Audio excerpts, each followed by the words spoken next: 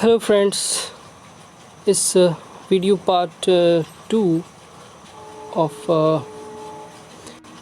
class 8 chapter Father's Help by R.K. Narayan.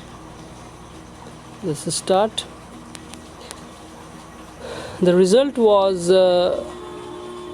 proposed. The result was he proposed to send Swami late to his class as a kind of challenge. Now उसके पिताजी अब स्वामी को school भेजने के लिए उतारू हो गए. एज ए चैलेंज उन्होंने ले लिया. He was also going to send a letter with Swami to the father, to the headmaster. सो उन्होंने यह तय किया कि वो एक लेटर भी स्वामी के साथ भेजेंगे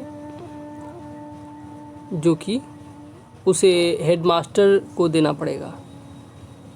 no amount of protest from Swami was of any avail. और कोई भी प्रोटेस्ट स्वामी नहीं कर सकता था. Swami had to go to school और स्वामी को स्कूल जाना ही पड़ा.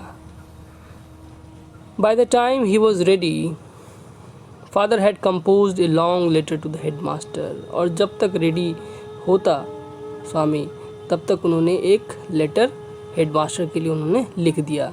Put it in an envelope and sealed it. और एनवलप में रख के उसको सील कर दिया. What have you written, father? इसमें आपने क्या लिखा है father? Swaminathan asked apprehensively. Swaminathan ने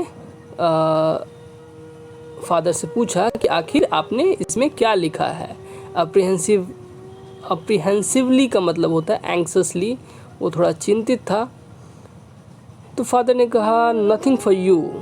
तुम्हारे लिए कोई चीज़ इसमें नहीं है. Give it to your headmaster and go to your class. तुम इसे हेडमास्टर को दे देना और अपने क्लास में जाना. Have you written anything about our teacher Samuel. क्या आपने सैमुअल के बारे में कुछ लिखा है? तो उन्होंने कहा कि plenty of things about him. काफ़ी कुछ लिखा है. When your headmaster reads it he will probably dismiss Samuel from the school and hand him over to the police. तो ऐसा भी हो सकता है, स्वामी के पिताजी ने कहा कि ऐसा भी हो सकता है कि सैमुअल को जो है निकाल दिया जाए स्कूल से और उसको पुलिस को दे दिया जाए. What has he done? आखिर उसने किया क्या है? आखिर ऐसा क्या किया है उसने?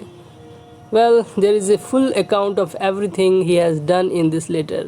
उसने जो भी किया है वो इस लेटर में मैंने लिख दिया है. Give it to your headmaster and go to your class.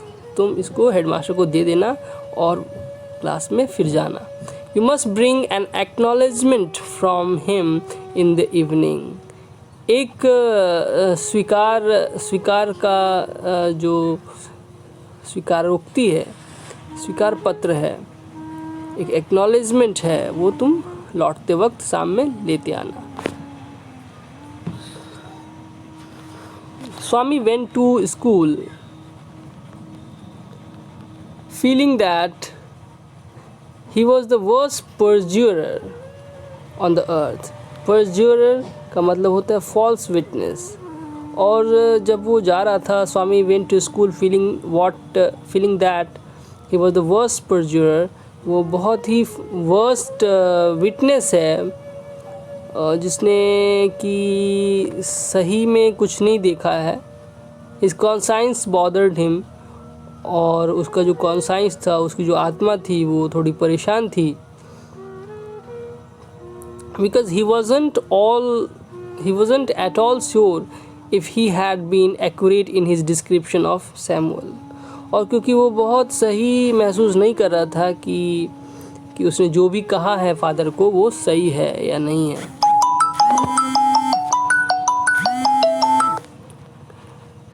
Nisha bank he could not decide how much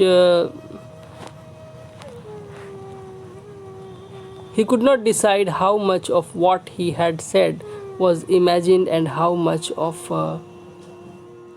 it was real.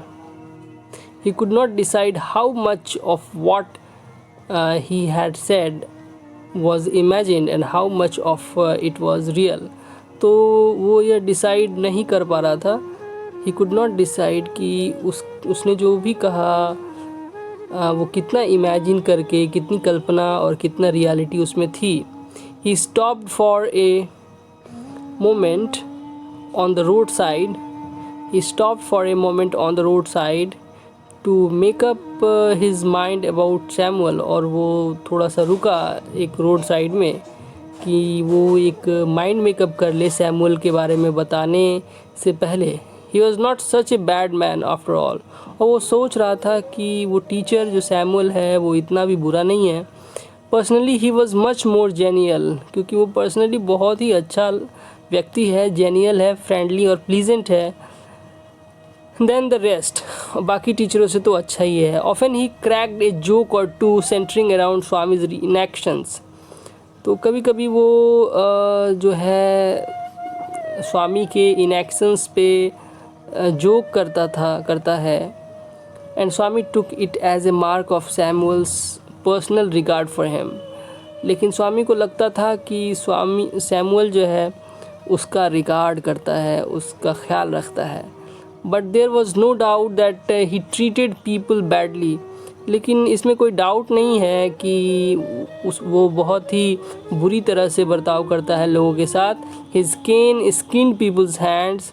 और उसका जो केन है, उसकी जो छड़ी है, वो लोगों के हैंड्स का जो चमड़ा है वो खींच लेती है. Swami cast his mind about for an instance of this. Swami ने कोशिश की कि कोई उदाहरण उसके दिमाग में आए. There was none within his knowledge. लेकिन सिर्फ हवा में ही यह बातें होती थी, यह अफवाह ही थी. कोई ऐसा सच इंसिडेंट उसके नॉलेज में नहीं था और उसने नहीं सुना था. Years and years ago he was reputed to have skinned the knuckles of a boy in first standard. तो ये काफ़ी सालों से यह सूचना पूरे स्कूल में थी. यह एक अफवाह थी कि उसने किसी